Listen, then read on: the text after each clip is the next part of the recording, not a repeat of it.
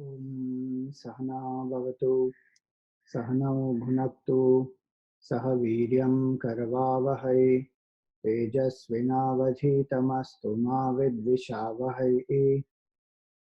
ॐ शान्ति शान्ति शान्ति। ॐ समस्तजनकल्याणे निरतं करुणामयं नमामि चिन्मयं देवं सद्गुरुं ब्रह्मविद्वरम् सच्चिदानन्दरूपाय विश्वोत्पत्त्यादिहेतवे तापत्रयविनाशाय श्रीकृष्णाय वयं नमः। Hरि Om, salutations to all. So we were seeing in Bhagavatam chapter 2 discourse 3, we had completed till verse number 23. So the last session we saw how it was described that when the ears don't hear the glory of the Lord, they are like holes. The nose that doesn't smell the tulsi that is offered, or the yeah.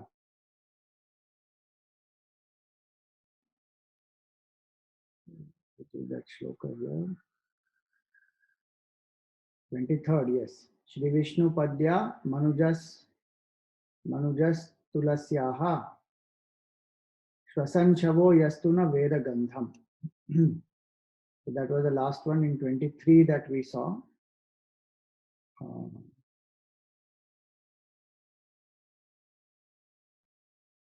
It's a breathing corpse. The person who doesn't smell the tulsi offered at the feet of the Lord is like a breathing corpse. So in that context, we were also discussing that generally in the South India, the tradition has been to take the tulsi, smell and offer it, keep it here between the ear and the head. So somebody had sent me a message about that why it is like that. Just a suggestion that was given that this is supposed to be some reflex point and it will stay properly. The carpenter puts the pencil here and all that. And mainly it is that it stays here, so it reminds a person of the Supreme Lord. So the idea was that we use this body for the sake of worship of the Lord. Through the eyes see the form, through the ears hear his glory, through the nose smell the flowers offered to the Lord, through the mouth speak about the glory of the Lord, do the kirtan of the Lord. In that way, different aspects were said. Now the last one is the very important one. In 24th one, Tadashmasaram Hridayam Batedam Yagrahyamanir Harinamadheyaihi Navikriyetath Yada Vikaraha Netre Jalam Gatraruheshu Harshaha. He says here that the heart that doesn't melt when Bhagwan's names are being uttered is hard like a stone. And when that heart melts, then what happens? The tears rush to the eyes and the hair stands on its end. So various sense organs, etc. were spoken about. Now comes the heart. That's the main crux. The devotion is in our heart. And that heart which doesn't melt listening to the glory of the Lord. See, it doesn't mean that every time we hear the name of the Lord, we should have tears and we should have horripilation. So that may be the situation of some of the devotees, there is no doubt. But in the heart, love for the Lord must arise. Like how we remember Let us say anybody whom we love, like a mother remembers the child, or a lover remembers the beloved, patriot remembers the country. The moment they remember, in their heart there is a bhav, there is a devotion that arises. Sometimes there is a sense of separation, or one has missed that person, the physical presence is not there. Then maybe tears will come, or maybe after a long time when one sees that person or is going to meet that person, at that moment of the meeting, then the tears come. So tears don't come every time we remember, but devotion definitely arises in the heart, is what the devotee feels here. Just like love arises in the heart when we think of anybody whom we love. So that heart which doesn't have bhakti for Bhagwan. Now we should remember one fact here, that we are studying Bhagavatam where Jnana and Vairagya have to be strengthened. The purpose of Jnana and Vairagya, purpose of Bhagavatam here is to strengthen Jnana and Vairagya, because Bhakti Mata is the mother, but she is young and Jnana Vairagya have become old. So though the objective is Jnana and Vairagya, Bhakti cannot be ignored. The result of Jnana Vairagya should be Bhakti, the result of Bhakti will be Jnana. They have a complementary relationship with each other. But if we say that, we are Vedantin, we are intellectual, ये भक्ति भक्ति सब हम नहीं मानते हैं, then there is a problem, because then the knowledge has not yet humbled one. When humility comes in our heart, gratitude will come in our heart, bhakti will come in our heart. If my study of Vedant cannot give me that bhakti, that means I have not understood what is Ishvara, what is Hiranyagarbha, what is Brahman, that also I have not understood. It's a very convenient stand that sometimes one takes. I am a Vedantin, I believe only in Brahman, which is nameless, formless, attributeless. I don't believe in all this bhakti. But the world is there for me. Hare? From where did the world come then? That Brahman doesn't produce the world. In fact, that's the next topic. Parikshit is asking that question only. How did the Lord create the world? So that world is created by that Brahman only, who has become Ishvara. And that Ishvara only is appearing as the whole universe. So bhakti for the Lord must come when I study Vedanta. Upanishads have a lot of bhakti. Just that the expression of bhakti there is different than what we see here. So here it is that when the heart is filled, he says that the heart is filled with devotion, then sometimes tears will rush to the eyes, hair will stand on the end.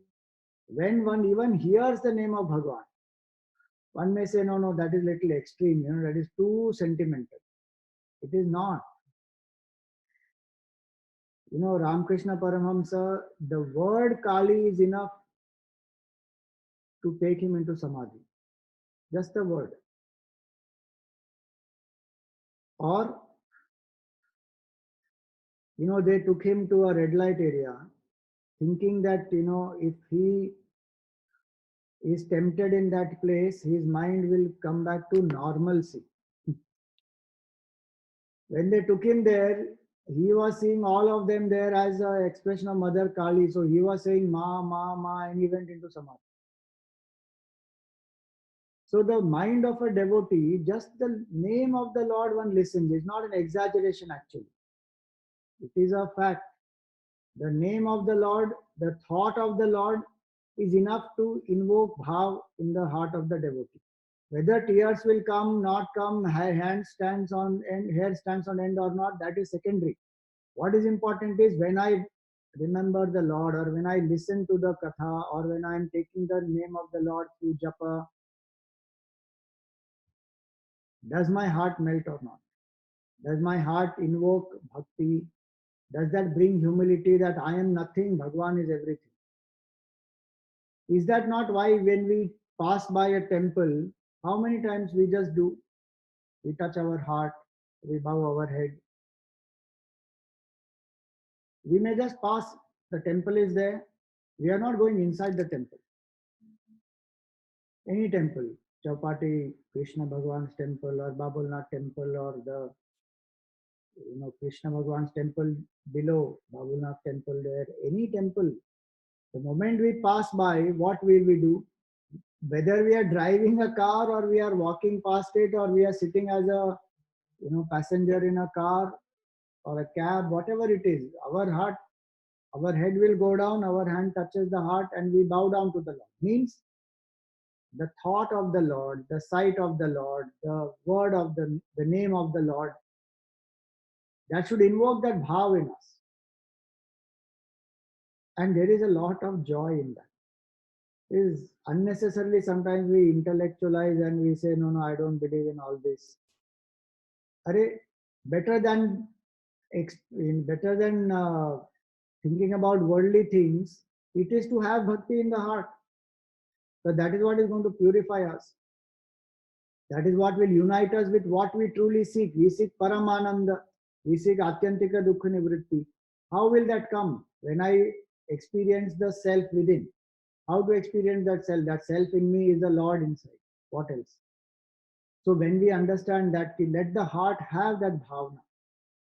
How that bhavna will come? Through satsang it will come. More and more satsang I hear, glory of the Lord, more and more chintan I do on that, reflection I do, and all the above, whatever was said, no? If I engage my senses, I train them, then the heart will get flooded with love and devotion. See, the heart is said last, everything else is said first.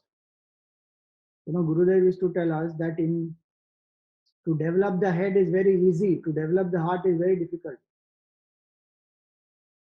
Why? Because this love, which is there in my heart right now, is already divided between so many objects, people, situations. They all have divided my love, and everybody has little. I have divided. Now, what is left in my heart to give to Bhagwan? Whereas that Lord is the source of all love, devotion, knowledge, everything. But I have not turned. So today I may find it difficult because one is Bhagwan is unmanifest. I'm not able to see. So I can see many things in the world. I can't see the Lord. Now because I can't see, I don't believe. And then there are all kinds of wrong notions fed into the head that, who has seen God? Arre, who has seen God? How many saints have seen God? So many people.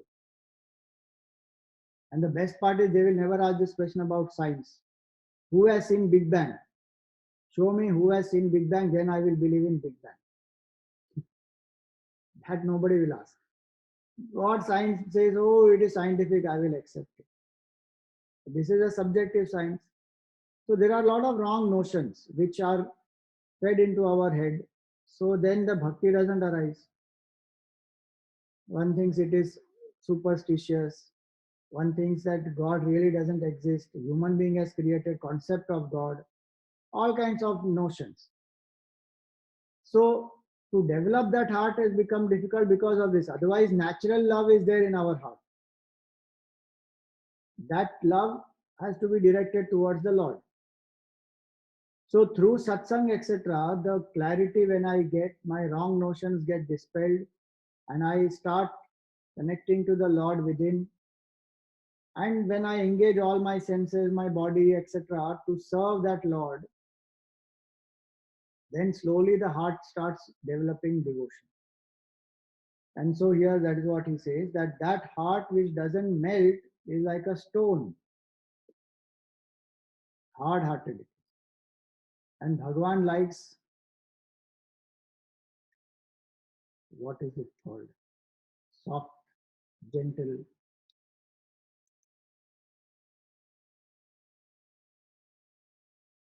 In Tulsi Ramayana, he said, beautifully, Bhagwan Ram says, Chal kapat mohi chidrana bhava, nirmal man so mohi pava. One who has chal, kapat, chidra, Bhagwan says, I don't like, because they will make the hard. The heart becomes very hard because of all these. How much one goes on planning, scheming, intellectualizing. He says all that, though he's in our heart, he won't express because the rest of the things are overpowering. But when that heart becomes soft, gentle, what will make it soft and gentle? Simplicity, purity, bhakti will make it simple. We will make it gentle, soft. Bhagwan likes that. And some saints say that Krishna Bhagwan is like that. Especially that Bal Gopal Roop which is there, will always be in a cushion. There will be a cushion below. There will be two, what you call, bolsters next to him. There will be something at the back. Nice, comfortable is the Lord. The symbolism of that is that our heart has to become like that. Externally, if you are putting Bhagwan in so much comfort, it means that my heart must become soft and gentle, humble, full of gratitude. Then that heart will invoke Bhagwan. Spontaneously, Bhagwan likes to stay there.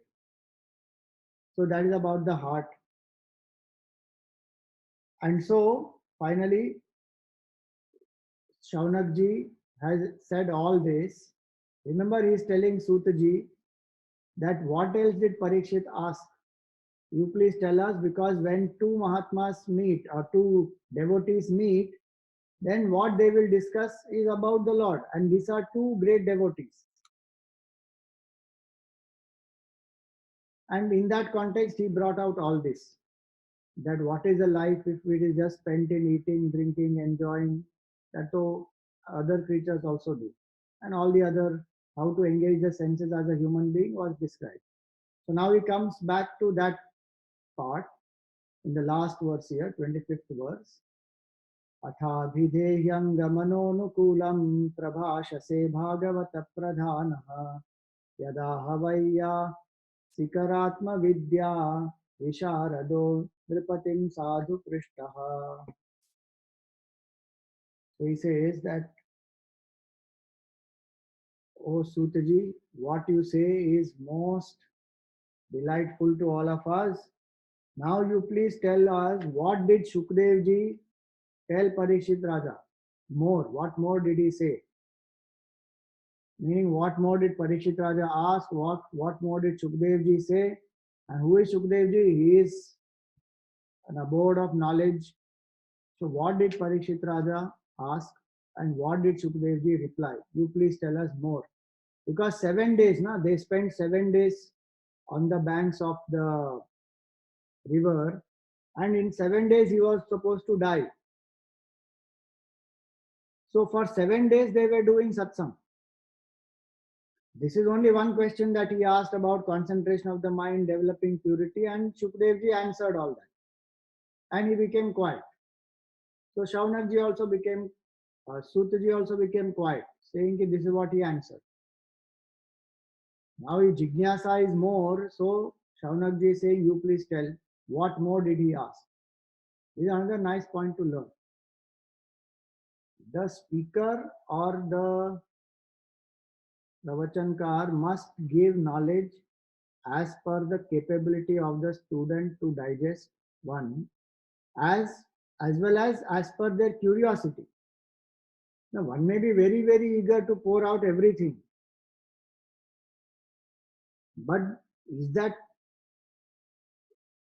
audience receptive or not? Are they curious or not? Or are they waiting, when you will end and when we will go?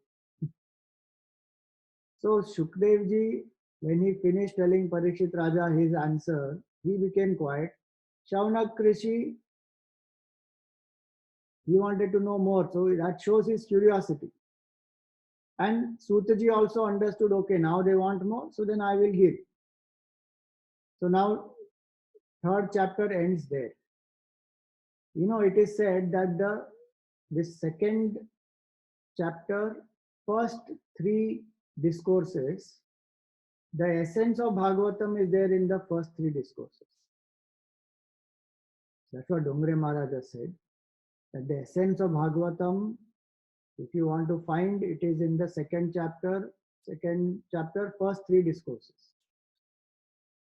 Rest of it is how Parikshit Raja was asking about creation and Bhagwan and then various aspects about the Lord, to keep his mind engaged only in the thoughts of the Lord and nothing else.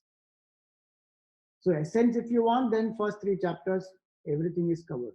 Rest is elaboration of that essence. So now fourth chapter here, we will begin. And Sutaji, he starts there now. Suta uvacha Vayyasakeriti vachaha tattvanishchayam atmanaha upadharyamatim krishne autareya satim vyadhat.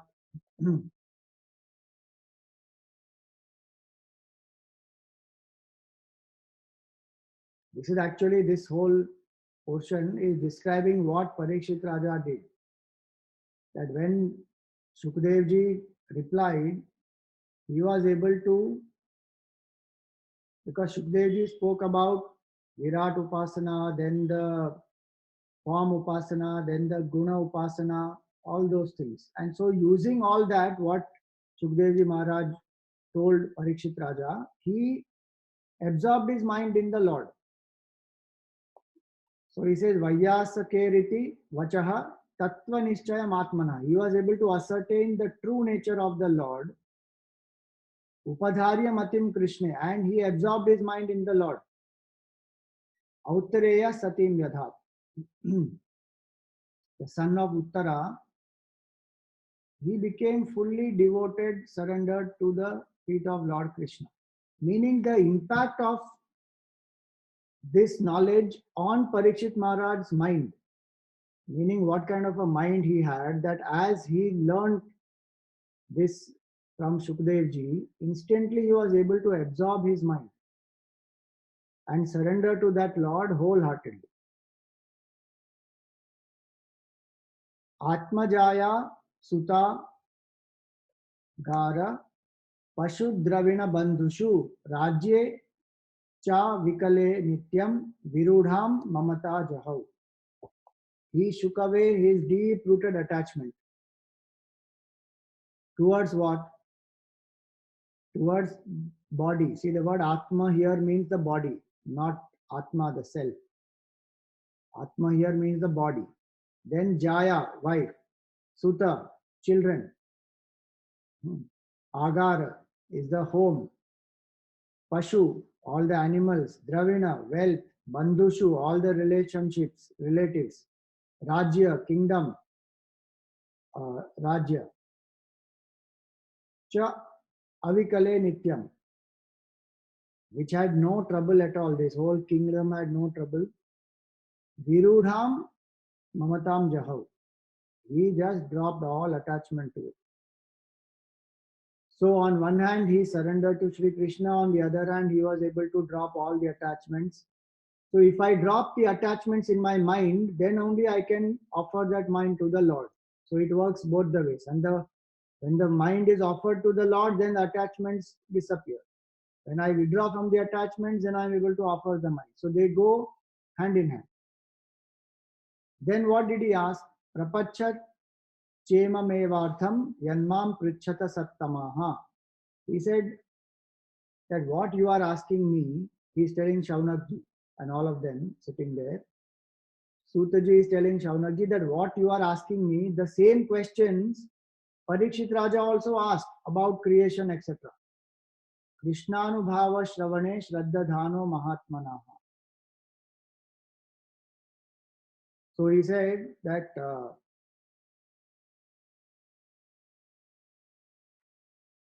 Krishnanubhava Shravane.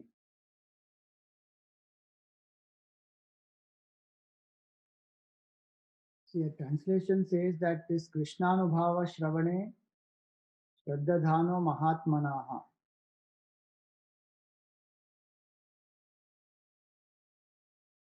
They have connected to Parikshit Raja, that Parikshit Raja was full of reverence for hearing the glory of Sri Krishna. He was full of faith. This great man, this great Mahatma, he asked but actually the Mahatmanaha is a plural. So Sattamaha is plural. So it means the audience who are sitting there, they also were having that how that they wanted to listen more about the glory of Krishna. They had a lot of faith. So actually it should be connected to those people who are sitting in front of uh, Sutaji, Shaunak Rishi and all the other 60,000 rishis. It is actually for them because Mahatmanaha is plural. Samstham Vijnaya Samnyasya Karma Traivargikam Chayat. So he came to know that the body has to be dropped, which he knew before. Parikshit Raja knew in 7 days the body has to go.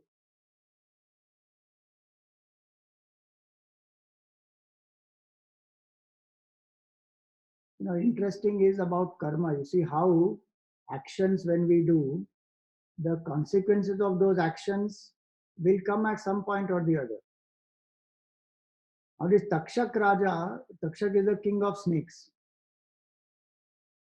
And this Takshak, actually, why did he come to kill Parikshit Raja? There's a karmic reason behind it. I don't know if I shared earlier in the class, but it has just come, the context has come, so I will just share again. That the whole kingdom, the Hastinapur and that entire kingdom belonged to Yudhishthir actually, because after Pandu died, Yudhishthir should have ruled. But Dhritarashtra was a caretaker king appointed by Bhishma, and it was only supposed to be till Yudhishthir, the eldest son of Pandu, becomes ready. Of course, at that time when Pandu died, when Pandu went away to forest, there was no other option but to put Dhritarashtra there. So Bhishma put Dhritarashtra there, and the son was born to Pandu later on in the forest. But of all the people, all the sons born to Pandu as well as to Dhritarashtra, Yudhishthir was the eldest. So when Pandu died and Yudhishthir was still young, so Dhritarashtra is supposed to be only a caretaker king till Yudhishthir returns. But in the meanwhile, what did Dhritarashtra do? He divided the kingdom into two halves. When the Pandavas became young, they should have come and the whole kingdom should have been given to them. But what did Dhritarashtra do? He divided the kingdom. And the barren portion of the kingdom, which is called Khandavpras, that was given to Dhritarashtra, given to the Pandavas. Nothing will grow there. Such a barren land. And in that land, there is also one Kamyaka forest, Kamyaka one. And that forest is very, very dense forest and lot of wild animals, creatures, everyone staying there. And of them, Takshak is the king of all the snakes there. So Agni Devta comes to Arjun and Shri Krishna and he says that, I have been trying to consume this forest, but every time I do, I attempt, Indra showers the rains because Takshak and Indra are good friends, and now I can't consume this forest and I've been hungry for quite a lot of time. You please help because now you are the son of Indra, he tells Arjun. And so if you help me to burn this forest, I will also bless you, I will also help you. So Arjun destroys the forest. Now when he destroys the forest, so many of these wild animals, creatures, they flee from there. Some of them perish in that, they die. And Takshak at that time has gone out. He was not in there. When he comes back and he sees this whole thing has got destroyed, he gets very, very upset, very angry. And he waits to take revenge. You see, when he takes revenge. And who is paying the price for it? He doesn't bite Arjun. He doesn't kill any of the Pandavas. He waits for the whole Mahabharata war to be over. And finally, when the grandchild of Arjun is this Parikshit Raja. That Parikshit Raja is paying the price for the actions done by his grandfather. Takshat finally comes and kills here. How karma plays, you see. And when Takshat kills the grandfather, when Takshat kills Parikshit Raja, Parikshit's son Janmejay, he becomes very angry and he does a Sarpa Yajna, where his sankalpa is all the snakes must come and destroy themselves here. They must get killed in this Sarpa Yajna. Sarpa Yajna, when he is doing, that is when Vaishampayan Rishi comes there and he tells Janmejay that what was the glory of your ancestors and how they were so kind, noble, forgiving. So Mahabharata starts with Vaishampayana Vacha. If you see Mahabharata description, Vaishampayan Rishi is narrating to Janmejay about what all has happened.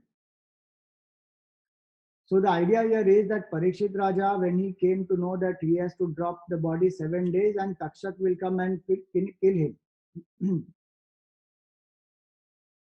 One part of it is his karma, there is no doubt. We have discussed that earlier, that because of the influence of Kali, he went and put the snake on that Rishi's neck. And the son of that Rishi cursed him. What I mean to say here is that yes, there was an individual karma of Parikshit Raja, there is no doubt. But that karma also has other connections. What the grandfather has done, that karma phala, this grandchild is bearing. What that means is impact of our karma will be there on people around us. Now you may say, but is it not unfair? Why is Arjun not getting the result of that? If you go into the past, there will be some other reason for that. Between Arjun and Takshak, something would have happened earlier, so that this is what is happening between them. So very difficult to understand. Karma, gahano karmana gati.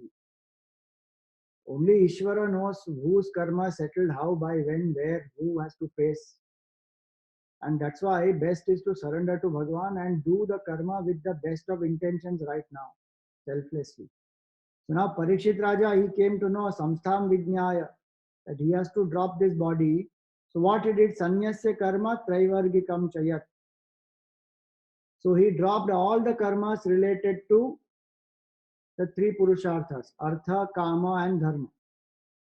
Dropped. Remember, dharma also dropped. Dharma dropped meaning acts of charity, kindness, or duty towards, you see, the father, the children, the wife, etc. All that also gone.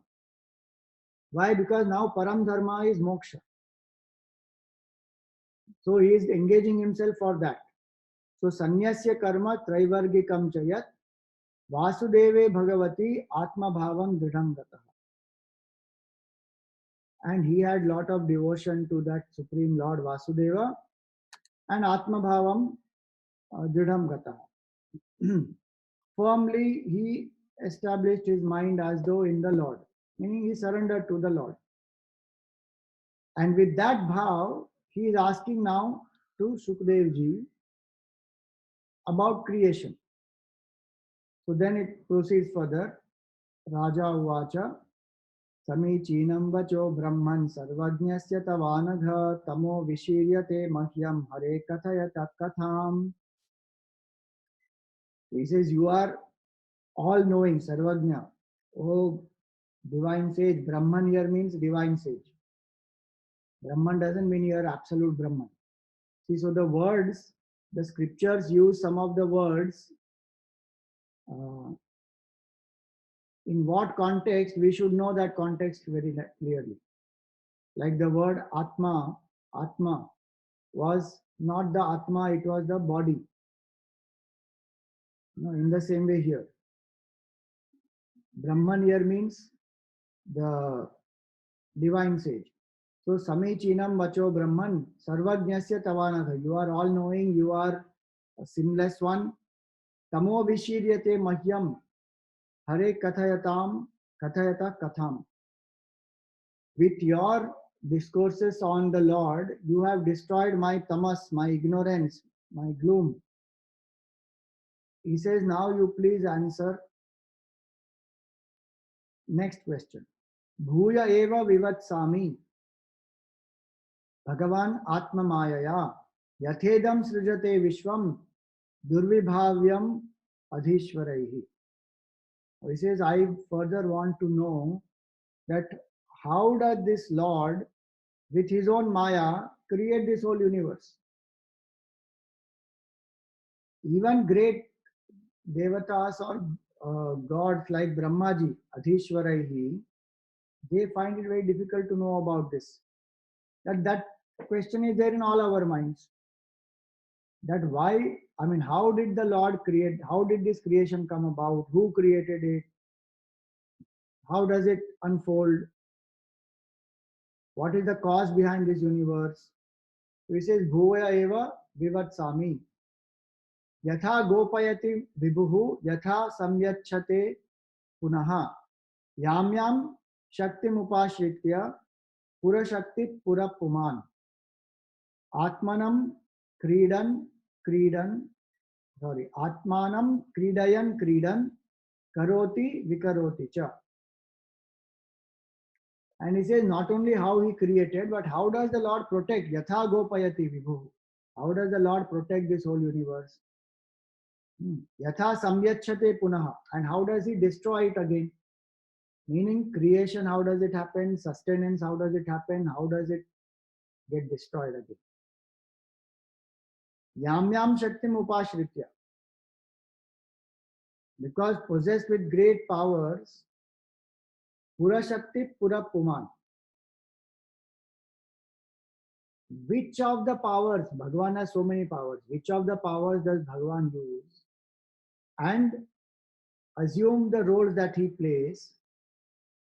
And the best part is he says that he only is appearing as all this. So all the people in the world, the beings in the world, etc., are actually appearances of the Lord. Atmanam kridayan kridan.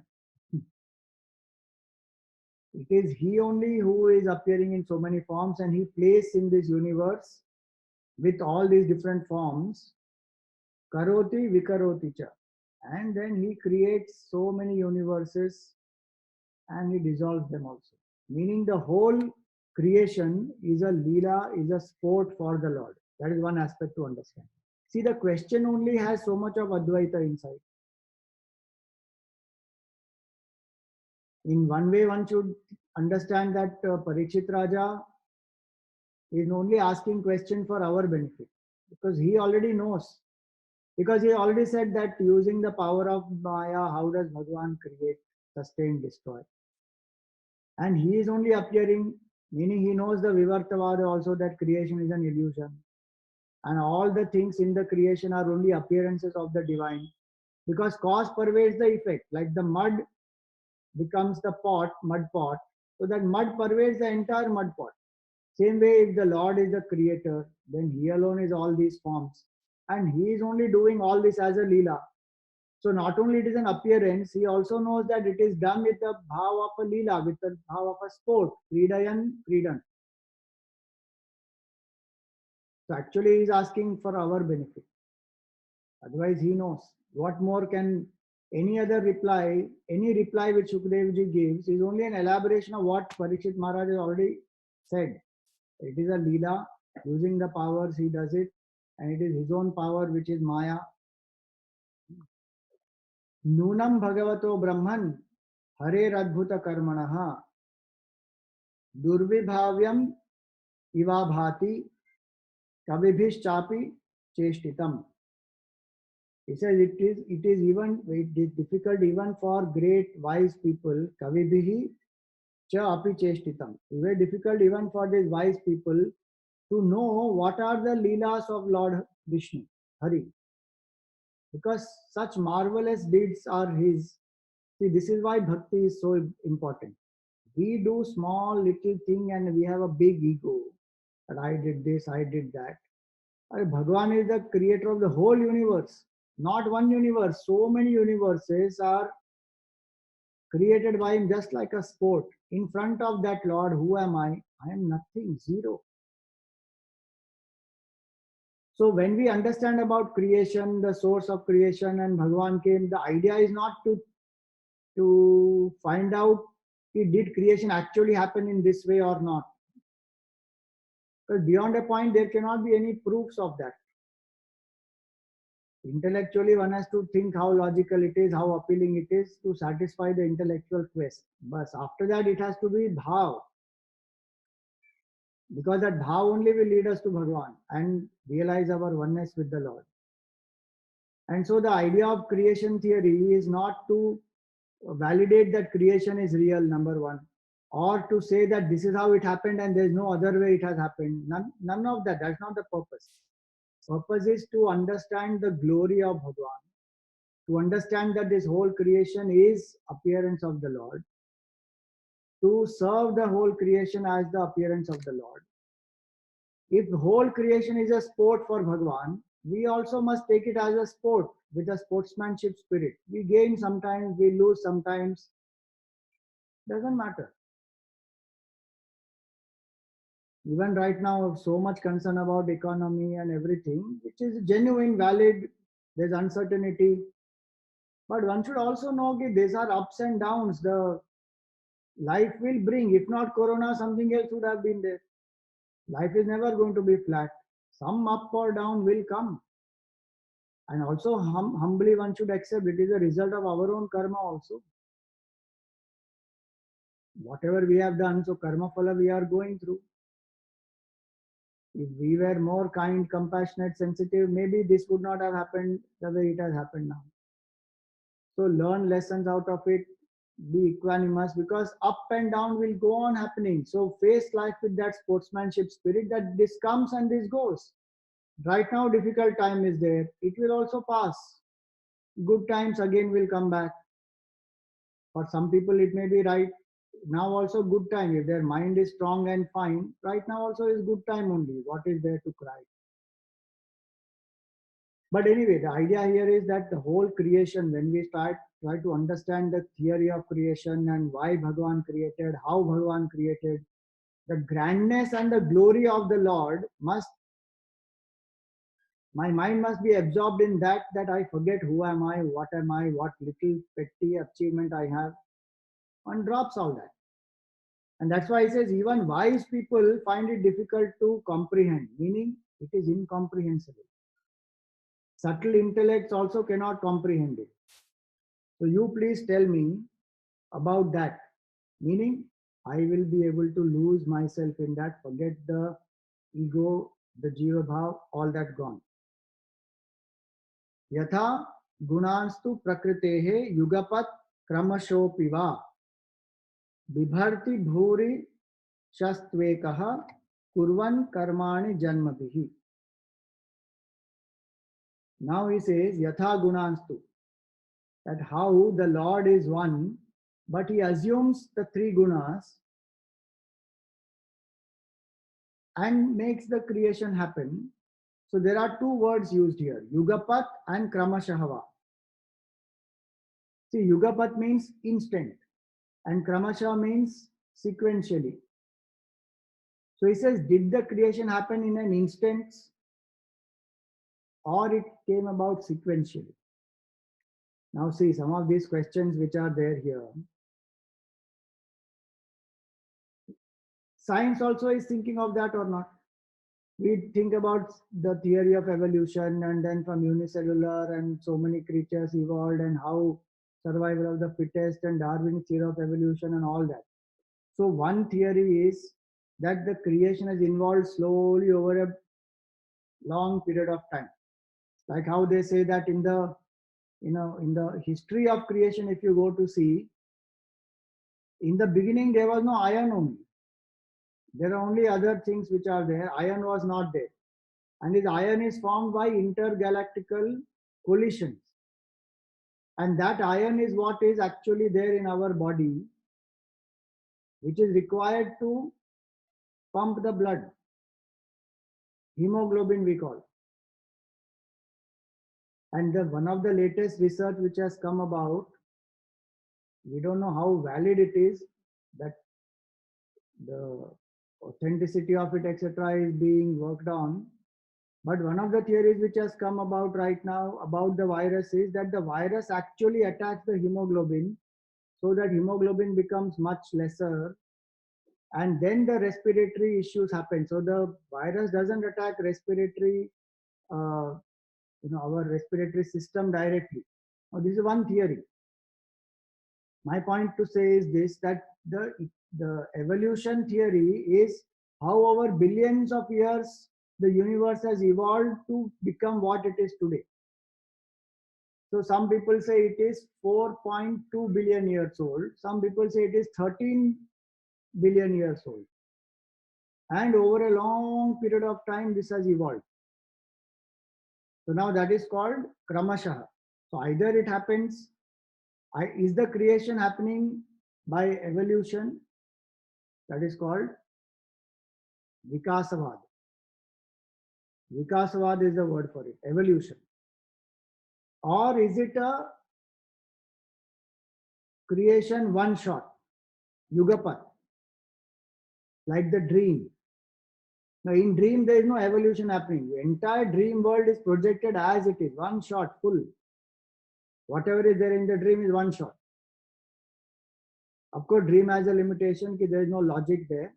That's the limitation of dream example. But just to say about projection, one shot, like a better example then it should be that the snake and the rope.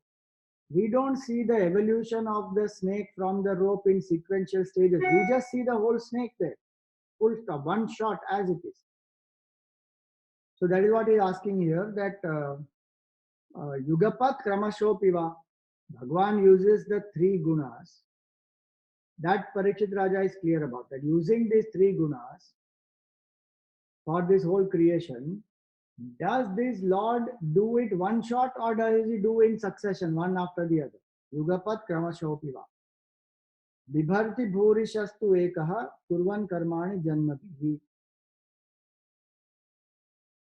So all these other actions that happen in the creation, Janmadihi means birth, growth, old age, disease, death, decay, all that.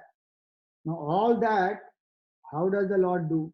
Does he do one by one? Does he do sequentially? Or there may be a combination also. Some people think like that. That it is projection plus evolution together. So he is asking about creation. Then Vichikit Sitam me tanme Bravitu Bhagavan Yatha Shabde Brahmani Nishnataha Parasminscha Bhavan Khalu. So he said that you are very, very well versed in the Vedas and you have realized the Supreme in your heart. Vichikit Sitam Etan Me Brivatu Bhagavan Yatha. You please tell me. Because I have a deep inquiry about this creation, you are very well versed in the Veda as well as you have the experience of the divine. Meaning you are very fit person in the sense that as per the Upanishads, you see Upanishads say who is a guru? Shrotriya and Brahmanishta. So that is what he means here. Shabde Brahmani Nishnataha. You are well versed in the Veda. Veda is Shabda Brahma. And Parasminscha Bhavan Khalu. And you have experienced the Supreme Lord. So, all divine sage, you please tell me this. Now, this is the question. Now, what we see here is the question is about creation and then the Lord appearing as the creation, then the whole creation being a sport. And then also we see about whether it is sequential or whether it is one-time projection. These are various questions that Parikshit Raja has asked. Now the reply, and I told you the prayojan also. The prayojan is not to validate that the creation is real and actually it has happened. And so now the fundamental difference between Vedanta and science is science believes creation is real, and now it wants to know from where it came, what is the cause, and it is examining the creation to find out what is the cause. So the inquiry of science is in the world outside, but inquiry in Vedanta is not in the world outside. And Vedanta says first and foremost this creation is real. That itself is a false assumption. Second, how much ever I inquire into the snake is only a superimposition. By inquiring into the snake, I will not know what is the substratum. I have to inquire into the substratum by falsifying the snake or by treating the snake as an illusion. So Vedanta says the creation is an illusion. So turn the attention away from creation to the substratum of the creation. So these are two major differences in science and Vedanta. Number one, science thinks world is real, creation is real. Vedanta says no, creation is an illusion. They have both reasons. Science says it is visible to us because it is through the sensory perception, so it is real. Vedanta says whatever is seen need not be real. And the definition of real in Vedanta is what remains unchanging in the three periods of time. So first difference is this, that science thinks creation is real, Vedanta says no, it is illusion. Number one. Number two, science is examining the creation to know the source of creation, which is equal to examining the superimposition. Vedanta says no matter how much you analyze the superimposition, you will not find the fact, the truth in that. Because what is appearing as the superimposition, what is appearing as this illusion, you have to inquire into that, which is the substratum. For that, one should have vairagya from the illusory creation. So if you have vairagya and you think this creation is illusory, then you turn the attention away from creation into the substratum, and the substratum of creation will be recognized only in the heart. So that is the third difference. Science wants to find the cause of the creation other than the self. Something outside is the cause. Vedanta says no, no, no. The self in you is the cause of this whole creation. The self only is appearing as all this. These are three very fundamental differences in the approach of science and approach of Vedanta. And so, until we don't inquire into the substratum, it is not possible to know this source of creation. We may give some explanation about, the five elements and these five elements mix, combined in some way and all that. Vedanta also may say Panchikarana process, and before that what happens, after that what happens. That is not to say that creation is real. That is to say that this came from where? From that Supreme Lord. Lord using the power of Maya becomes Ishvara and appears as this whole creation. Not produces the creation, nor modifies to become the creation, not evolves to become the creation, only appears to be this creation. Which means without undergoing any change, it appears. Like without undergoing any change, the rope appears as the snake. Same way, Bhagavan, without undergoing any change, appears as the universe, which is what he already told. Parikshit Raja already said that Bhagavan, using the power of Maya, uses the three gunas and then appears as all these forms. I want to know about that. How does that happen? Who is this Lord? So the Vedanta approach to understanding the creation is to know who is the creator and how the creator is me, as my true self, not as the jiva, not as the individual. So the purpose behind the theory of creation and understanding why creation has happened is to know the substratum. and the infinite truth, which is our true self. So the objective of study is also different. In one, it is trying to understand the creation so that we can understand cause-effect relationship and maybe make a creation a better place to live.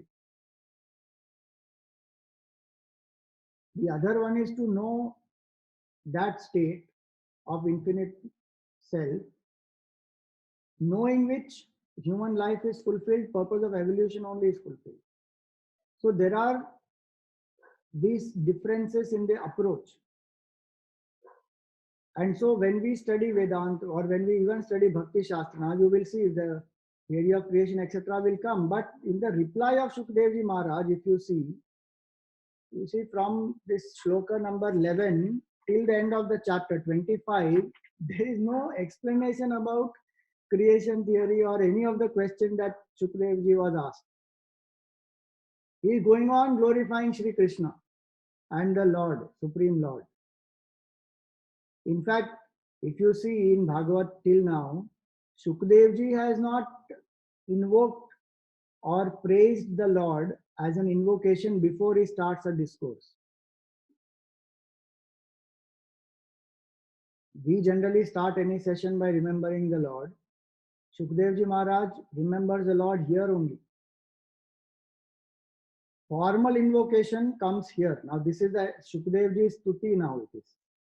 All these verses from 12 onwards. From 12 onwards to 25, they all are the glory of the Lord. In one way, we have to understand that only. The answer is this. If you know this, nothing else you need to know. Because the purpose of knowing the creation is to know the Lord. And of course, the second reason why he invokes Bhagwan is because he is the creator. And so when the mind becomes tuned to the Lord, then the answer will come. And how does he answer? He doesn't say that this is how Bhagwan created. He says that Naradji had asked the same question to Brahmaji. Because Brahmaji is the creator. So now Brahmaji is the creator. So how did he create? And so what Brahmaji explained to Naradji, that Shukadevji is explaining to Parikshit Raja, which Sutaji is explaining to Shaunakji and all the other rishis. So question is the same. But answer comes from Brahmaji onwards. From Brahmaji to Naradji, what answer he gave, that answer Shukadevji is giving to Parikshit Raja, which Sutaji is telling to Shaunak Rishi and all the others. What does that go to show? One is that this is a knowledge which is passed down in parampara. Nobody is telling about their own cooked theories, their own imaginations. Nobody is telling that. It is a time-tested knowledge which is being passed down from Brahmaji onwards.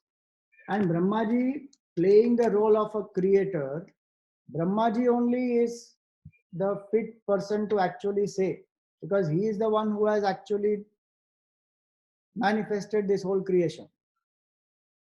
Including his own creation also he will tell. How did he get created? You know, that's why Gurudev used to answer it like this. You know, somebody asked Gurudev that why did God create this world? Gurudev said, go and ask God. I don't know why he created. How to go to God? That I can tell you. He said, that I can tell you. How to discover God? That I can tell you. Because if you study the Gita, if you follow the practices given there, then you will know how to realize God. When you realize God, you only ask. Best part will be if you realize God, creation disappears. That question also disappears. Who created, why he created, how he created, everything gone. Why? Because there is no creation only, it's appearance. So more about this we will take up in our next class. Before we do the Aarti, anybody has any questions, you are welcome to raise your hand and ask. Yes, Ananta, unmute and ask. Hari Om Swamiji Pranam. I have the question. You know, we all keep on talking about that realizing God and then the devotee attain moksha. So, this benefit of moksha in the sense कि आप जन्म मरण से मुक्त हो जाते हो या कोई डिवोटी भगवान में लीन हो जाता है, तो उसके बाद अगर वो भगवान में लीन हो गया तब तो ना वो सत्संग कर सका, ना वो भगवान जी का सानिध्य प्राप्त कर सका, ना तो वो उनके दर्शन कर सका, ठीक है ना, ना तो वो राम कथा भागवत कथा सुन सका, तो फिर भगवान जी के शरीर में लीन होके बेचारा करेगा क्या? मोक्ष की जो परिभाषा है वो गलत है ना उसमें। अब हनुमान ओके जयंती कल मनाएंगे ना, तो हनुमान जी का शरीर तो है कि नहीं है? वो राम कथा सुनते हैं कि नहीं? जहां जहां राम कथा होती है वहां हनुमान जी हैं कि नहीं? मोक्ष का अर्थ ये थोड़ी होता है कि शरीर भगवान में लीन हो जाएगा। अहंकार जो है वो लीन हो जाएगा। अहंकार के कारण जो द्वैत भाव है वो द्वैत भाव लीन हो जाएगा। ओके, द्वैत द्वैत भाव के भाव लीन को तो मोक्ष कहते हैं। ऐसा नहीं है इन द कि सेंस जीव भाव है ना, मैं जीव हूँ, मैं अलग हूँ, ईश्वर मुझसे अलग है, ये सृष्टि मुझसे अलग है, उसको कहते हैं ना द्वैत भाव। तो वो द्वैत भाव चला जाएगा कि ये जीव जगत ईश्वर तीनों एक ही ब्रह्म की अभिव्यक्ति है। इसको कहते हैं मोक्ष। इस ज्ञान में स्थिति को कहते हैं मोक्ष। अपने स्वरूप को पहचानने को कहते हैं मोक्ष। और उसके बाद तो बहुत सब कुछ हो सकता है ना, सत्संग भी होता है, भगवान का दर्शन भी होता है, भगवान का स्मरण भी होता है। ऐसा थोड़ी है कि मोक्ष के बाद ये सब बंद हो जाएगा, व्यक्ति मर जाएगा या कुछ हो जाएगा उसको। तो मोक्ष की परिभाषा ठीक करनी चाहिए। सो इट मीन्स कि हम जीवन में रह के वी आर इन मोक्ष, नॉट जीवन के बाद मुक्ति मिले, ये नहीं है, जीवन में रहकर वन कैन बी इन मोक्ष। तो वही तो वेदांत कह रहा है, जीवन मुक्ति की तो बात कर रहा है वेदांत, मृत्यु के बाद थोड़ी कह रहा है। ओके, जीते जी किस तरह अपने स्वरूप के ज्ञान में हम स्थित हो जाएं उसको कहते हैं मोक्ष। और क्या मोक्ष होगा? थैंक यू कोई स्वामी बात जी। नहीं होगा। हाँ श्रुति जी। So Swamiji, can you hear me? Yes. So Swamiji, the interesting thing about a realized master will invariably also be a bhakt, is that when he is living, he is at the seat of meditation or at many times able to be completely above creation, totally, meaning be in the absolute. And when he is not in the absolute, he is able to uh, have that oneness with Ishvara, right? Because Ishvara is, I mean, for lack of better words, one step down. I mean, that's a wrong language, but one step down from the absolute. But it's still, what I'm trying to say is still in the level of creation. So at that, so he is able to operate at both levels while living, right? No, there's an assumption here. Hmm. The assumption is that Brahman is realized in the absolute, in the state of meditation, and Ishvara is being identified with at the time of coming out of it. But No, Vedanta doesn't say that. no, Vedanta no, says, no, Swamiji.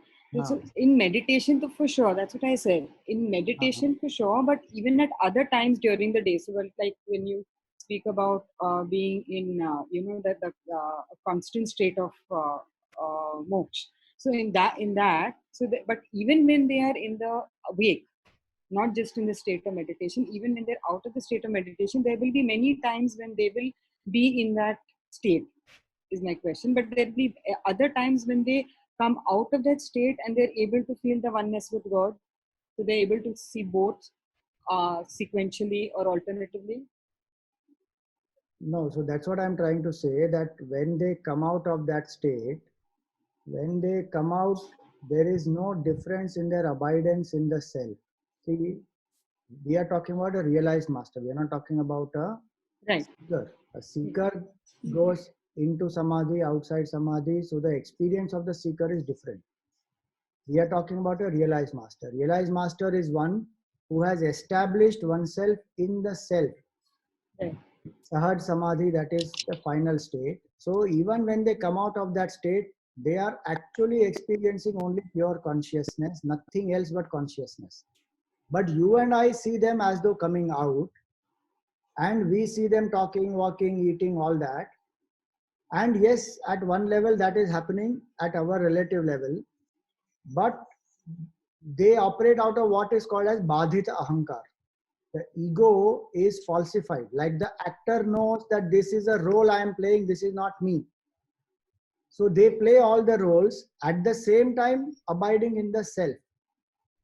So the still that individuality will function as normally as before. So that if you ask Gurudev any question, he will answer as Swami Chinmayananda. And he will know that he is a Swami who has founded Chinmay Mission and functionally what all has happened, what are his duties, etc. He will answer. But the difference between him and us is that he has very clearly experienced the self, that I am that consciousness, that will never disappear. For us, we are not aware of it full time. We are actually aware of the ego most of the time. And even an advanced seeker goes into samadhi, comes back, there is a high level of vairagya and there is a high level of clarity also, but still some ahankar is remaining. In realized master's case, it is just not there. So the realized master doesn't come out of that state of self-abidance at all. Now, as a jiva, the realized master knows this is a completely false entity. But that false entity is required for whatever the prarabdha that body and that jiva has to finish, it will get over. If they want to invoke Ishwar Bhav, they can do that also. Which is why we see some of them, like sometimes Gurudev would be able to control the rains, or he could, cloud the sky and cover the sun, many things like that. So some siddhis also they may exhibit. That is also understood by them as a false thing. So their abidance in Atma doesn't change at all. So when this example we have, Sir Hanumanji attending every satsang, every time Lord Ram's name is taken, he will always come and listen to the katha. So at that point, when we think of Hanumanji, is it then when we talk of the three things, I am one with the Lord, when the three standpoints of Hanumanji, or is that I am part of the Lord? Because he obviously knows I am one with the Lord. I mean, knowledge-wise, life-wise, living-wise. But as a bhakt will always remain a bhakt. It's not, in fact, their bhakti is even higher than ours. Right? So they experience all the three standpoints at the same time. But the difference is, from absolute standpoint, when they know that I and the Lord are essentially one, that is the constant standpoint. Then when they are living as a bhakta, they may feel at times I am a servant of the Lord or I am a part of the Lord. So Dvaita or Vishishta Advaita. From this Advaita standpoint, they know that both these are roles and they are false. So they will still play that role. Hanumanji will still go and bow down, which is what even Vedanta Shastra says, that you may be established in the truth, but Guruna Saha Advaitam na kurya. That you don't behave with Advaita in front of your Guru. So if Tapon Maharaj is there, Gurudev will go and bow down. He won't say, Are, you are also Brahman, I am also Brahman, why should I bow down? None of that happens. He will bow down. So Hanumanji will bow down to Ram, Dvaita Bhav. And sometimes he will feel, I am a part of you, your Amsha, I am. But both these Dvaita and Vishishta Dvaita falsified. They know it is not correct. It is wrong. I'm not wrong. It's the illusion. It is not there.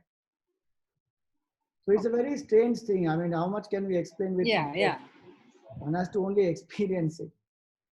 Yeah, I guess I'm also asking because I think it gives me a little bit of clarity, more clarity about bhakti, and also the standpoint of when we're reading these passages. Now, Shukdevji is also going to glorify Krishna Bhagavan in the next few verses, like Swamiji mentioned. So, where is that coming from? It's not just compassion for us. There must be, obviously, I'm sure it is primarily compassion for us, but it is also from what their feeling is, or I don't know. So just trying to kind of understand that also. Right now, this is coming from the standpoint that he is invoking the Lord to tune up, meaning to, before he starts explaining about the creation, The role that he is playing as Shukdev ji also is tuning up with the Lord, though he is abiding in the Lord all the time, which is where we may find it puzzling. That is, abidance in the Lord is constant, but still as a role, the mind will want to tune up with the Lord and then explain the glory of the Lord. So whether it is Krishna or Ishvara or Brahman, at different times they may tune up to any of these or all of these as per the need of the situation. But whatever they do, in no way it will mean that they know their abidance in the self is Any less. disturbed or shaken up. And from our standpoint, from a bhakta, from a seeker standpoint, whether it is Hanumanji or whether it is a realized person, they have the Ishwar Tattva, so meaning they are Ishwar for us. I mean, they are on par with Ishwar. There's no difference between Ishwar and them. Yeah, no difference. So that's how we worship them as Bhagwan. So Hanumanji is one very rare example of a bhakta being worshipped as Bhagwan. Yeah. Okay. Thank you. Anjali ji, you had a question. Yes, you can ask, Anjali ji. You have raised your hand. Swamiji, Hari Om. Hari Om. In verse 5, where it is said that that Parikshit referred to him as "O divine sage," would that be a realized master there? Is he referring to him like that, or just with due reverence? No, it can be both, because the word used is Brahman. Brahman means both. No? It means divine sage and it means supreme Brahman. And Shukdev ji, we know he abides in the Lord. So it is both actually. It is an address out of reverence. One who has experienced divinity is a divine sage. Okay, Swamiji. And another one is I'm still a little unclear as to how Arjun's karma phala comes down to Parikshit. Arjun's karma phala definitely comes down. See, the parent-child relationship and the family lineage is like that. That's why this is a prabal karma. The family karma is very, very prabal karma. Don't think of it only in terms of the negative aspect. Think of it also from positive aspect. What the Upanishad says, if a person realizes, the Mundaka Upanishad says that, na asya kule na kule asya, I forget the exact mantra, but what it means is, in the kula of that person who is realized, there will not be any person who will not realize. Even Narsi Mehta said what? Kula ekoter taryare. 51, ekoter means how much? 71. 71. 71, yeah. 71. 71 generations of that person get liberated when one person realizes the truth. So the family lineage, the karmas, they go on overlapping. The child's karma will affect the parent, parent's karma will affect the child, and that's why it is a prabal karma. It is very deep. Apart from Takshak and Arjun themselves having their karmic connections, there will be some other connection between Arjun and Parikshit, and Takshak and Parikshit. So it is a very complex web of how this karma passes on, and which karma will pass on to the child or the parent is very difficult to understand. But basic point to understand in that is what? That we should be extremely alert and careful about what actions we do. In the world also we see or not, if the debt is taken by the father and the father dies, Yes. it will pass on to the child. The child has to pay. Yes. Now, so karmically also it is applicable. Now, why, which karma affects whom exactly we cannot trace. Because suppose I give you some reason that because of this karma this happened. Now that karma will raise another 10 questions. So that's why this gati of karma only Ishvara knows. Nobody else will know. Thank you, Swamiji. Om Purnamada Purnamidam Purnat Purnamudachyate Purnasya Purnamadaya Purnameva Vashishyate. Om Shanti Shanti Shanti. Hari Om Shri गुरुभ्यो नमः। हरि ओम।